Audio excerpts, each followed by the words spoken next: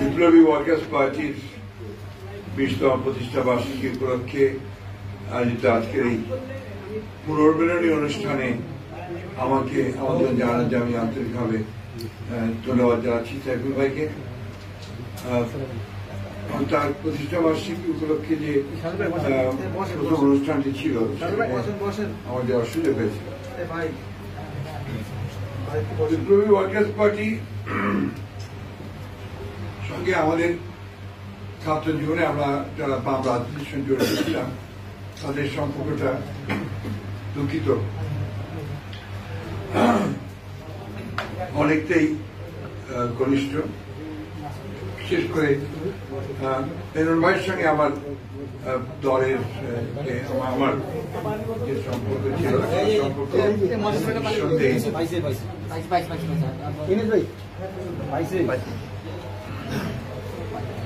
অনেক পুরনো। আমি যখন কলেজ ছাত্র তখন থেকে এই মেনন গ্রুপ তখন আমাদের ছিল, সেই মেনন গ্রুপের সঙ্গে আমি সম্পৃক্ত ছিলাম। পরবর্তীকালে মেনন ভাই তার রাজনৈতিক জীবনে তার পথে গিয়েছেন, আমি রাজনীতি থেকে দূরে ছিলাম।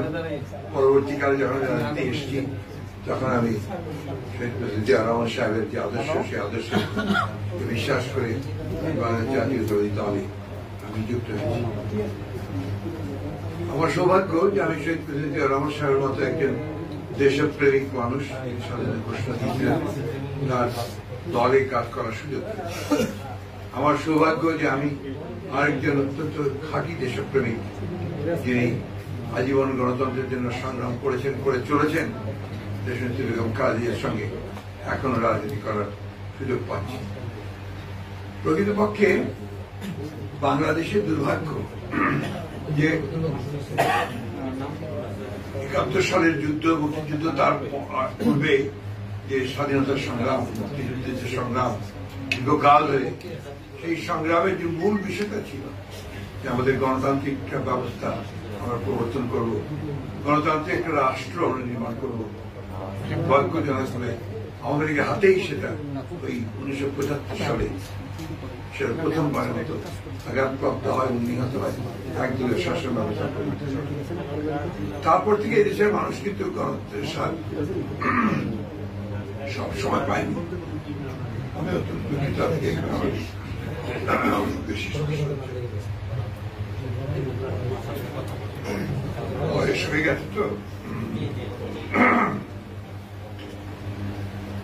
তো দুর্ভাগ্য আমাদের যে আমরা সবসময় সেই যে কন্টিনিউয়াস প্রসেস ধারা, গণতন্ত্রের ধারা, সেটা আমরা থাকতে পারি। আমরা আবার পরিবর্তন হয়েছে, স্বৈরাচার এসেছে, স্বৈরাচার থেকে মুক্তি পাওয়ার জন্য এই দেশের মানুষ আবার সংগ্রাম করেছে, ছাত্র লড়াই করেছে এবং স্বৈরাচার থেকে দুর্নীতি দেশনেত্রী খালেদা জিয়ার নেতৃত্বে। এরপরে আমরা সবাই জানি, আমি কৃষক আলোচনায় যাচ্ছি না, শুধু যখন কেয়ারটেকার গভর্নমেন্ট ব্যবস্থাটা যখন আপনার দেশনেত্রী বেগম খালেদা জিয়া মেনে নিয়ে সেটাকে যখন কনস্টিটিউশনে নিয়ে আসলেন, তখন একটা সুযোগ সৃষ্টি হলো নতুন করে বাংলাদেশে একটা গণতান্ত্রিক কালচার গড়ে তোলার, গণতান্ত্রিক একটা ব্যবস্থা গড়ে তোলার। দুর্ভাগ্য আমাদের যে আজকের যে শাসক গোষ্ঠী, তাদের কারণেই, যারা কখনোই গণতন্ত্রে বিশ্বাস করেনি, তাদের কারণেই সেটা আবার সে প্রচন্ডভাবে আহত হয়েছে এবং আবারও সেই দলীয় সরকারের অধীনে নির্বাচনের ব্যবস্থা করে বাংলাদেশকে আবারও আপনার সেই অনিশ্চয়তা, অস্থিতিশীলতার দিকে ঠেলে দেওয়া হয়েছে এবং সেই প্রক্রিয়াই এখনো চলছে। এখন এটা এমন একটা জায়গায় এসে পৌঁছেছে যে যেখানে বাংলাদেশের রাষ্ট্রের অস্তিত্বই বিপন্ন হয়ে পড়েছে।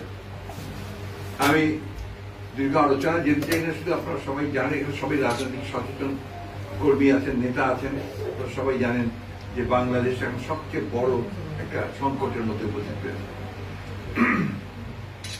একদিকে গণতন্ত্র নেই, অন্যদিকে আপনার দেশের যে সার্বভৌমত্ব, সেই সার্বভৌমত্ব আজকে হুমকির সম্মুখীন হয়েছে। এখন সবচেয়ে বেশি যে প্রয়োজন, যেটা আমরা মনে করেছি, যে গণতন্ত্রের জন্য যিনি সবচেয়ে বেশি ত্যাগ স্বীকার করেছেন, যিনি এখনো আটক অবস্থায় আছেন, যার জীবন মৃত্যুর সঙ্গে যিনি লড়াই করছেন, সংগ্রাম করছেন, সেই দেশনেত্রী বেগম খালেদা জিয়াকে মুক্ত করার একটা আন্দোলন খুব জরুরি। এটাকে আমি আলাদা করে দেখতে চাই না, গণতান্ত্রিক আন্দোলনের সঙ্গে এটা অত্যন্ত ঘনিষ্ঠভাবে জড়িত। অনেকেই বলতে চান যে বিএনপি নেতা তিনি গণতন্ত্রের জন্য সংগ্রাম করেছেন এবং তার সংগ্রামের ভিত্তিতেই হচ্ছে গণতান্ত্রিক সংগ্রাম। তার রাজনীতি আসা হচ্ছে গণতন্ত্রের পক্ষে, রাজনীতির জন্য গণতন্ত্রের সংগ্রাম করেছেন, লড়াই করেছেন, পার্লামেন্টারি ফর্ম গভর্নমেন্ট করেছেন এবং দেশের আপনার গণমাধ্যমে তিনি অনেক বেশি স্বাধীনতা দেওয়ার চেষ্টা করেছিলেন। সব শেষে তিনি কেয়ারটেকার গভর্নমেন্ট সিস্টেমকে মেনে নিয়ে তিনি সংবিধানে দিয়েছেন, যেটা আমাদের যে একটা গণতান্ত্রিক কালচার নির্মাণ করার জন্য কিন্তু অনেক বড় সহায়ক ভূমিকা পালন করেছে। দুর্ভাগ্য যে আবার সেই আওয়ামী লীগের হাতে সেটা। সেই জন্য আমি মনে করি যে আজকে যে আমরা যে কাজটা করতে সক্ষম হয়েছি, আমরা সব রাজনৈতিক দলগুলো আমরা এক মঞ্চে উঠতে না পারলেও আমরা কিন্তু যুগবদ্ধ হবে আন্দোলন চালিয়ে যাওয়ার আমরা সিদ্ধান্ত।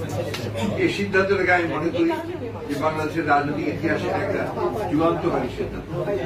সমস্ত রাজনৈতিক দলগুলো নিজ নিজ অবস্থানে থেকে তাদের রাজনীতিকে পুরোপুরিভাবে এক রেখে মূল একটি লক্ষ্য, সেই লক্ষ্যটি হচ্ছে যে দেশে গণতান্ত্রিক যে অধিকার সঙ্গে ফিরিয়ে নিয়ে আসা, আমাদের ভোটের অধিকারকে ফিরিয়ে নিয়ে আসা, গণতান্ত্রিক রাষ্ট্র নির্মাণ করা। সেই লক্ষ্যে আমরা একসাথে কাজ করছি। আমি ধন্যবাদ জানাতে চাই আমাদের ওয়ার্কার্স পার্টির সাইফুল ভাইকে এবং নেতৃবৃন্দকে যে তারা এই আন্দোলনে শরিক হয়েছেন এবং এই আন্দোলনে শুধু শরিক হননি, তারা আজকে অগ্রণী ভূমিকা পালন করছেন। আমি বিশ্বাস করি, শুধু আশা নয় বিশ্বাস করি যে আমাদের এই আন্দোলন কখনো ব্যর্থ হবে না। আমাদের এই আন্দোলনে আমরা অবশ্যই সফল হব, কারণ জনগণের পক্ষের যে আন্দোলন, সত্যের পক্ষের যে আন্দোলন, ন্যায়ের পক্ষের যে আন্দোলন, রাষ্ট্রকে রক্ষা করবার যে আন্দোলন, সমাজকে রক্ষা করবার যে আন্দোলন, এটা কখনো ব্যর্থ হতে পারে না। দেশনেত্রী বেগম খালেদা জিয়া অত্যন্ত অসুস্থ, আপনারা সবাই জানেন। আপনারা সবাই তার জন্য দোয়া করবেন।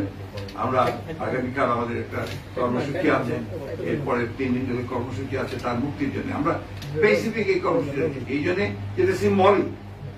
আমরা দেশনেত্রী বেগম খালেদা জিয়াকে ভিন্নভাবে দেখতে চাই না। আমরা তাকে মনে করি যে স্টিল নেমাসির ডেমোক্রেসি, সেই ডেমোক্রেসিকে রক্ষার জন্য, দেশনেত্রী বেগম খালেদা জিয়ার মুক্তির জন্য আমরা আজকে আন্দোলন শুরু করেছি।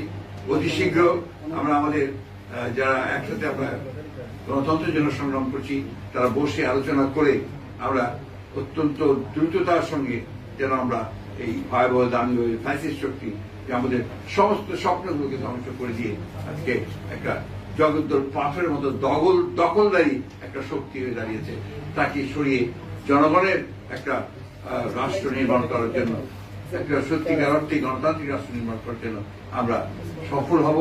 এই আশা প্রত্যাশা নিয়ে আজকের পুনর্মিলনানুষ্ঠানে আমাকে আমন্ত্রণ জানানোর জন্য আমি আবারও সাইফুল ভাইকে, তিনি কয়েকবার আমাকে ফোন করেছেন, যার ফলে আমি না এসে পারিনি।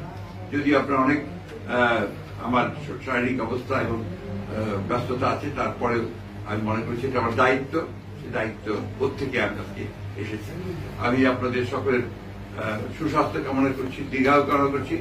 বিপ্লবী ওয়ার্কার্স পার্টি অতি অল্প সময়ের মধ্যে, যেটা দাদা বলছিলেন আর কি, যে খুব দ্রুততার সঙ্গে তারা তাদের অবস্থান জানান দিচ্ছেন এবং তারা আরো শক্তিশালী হবেন, জনগণকে ঐক্যবদ্ধ করে কাঙ্ক্ষিত লক্ষ্যে পৌঁছানোর জন্য তারা আরো কাজ করতে পারবেন।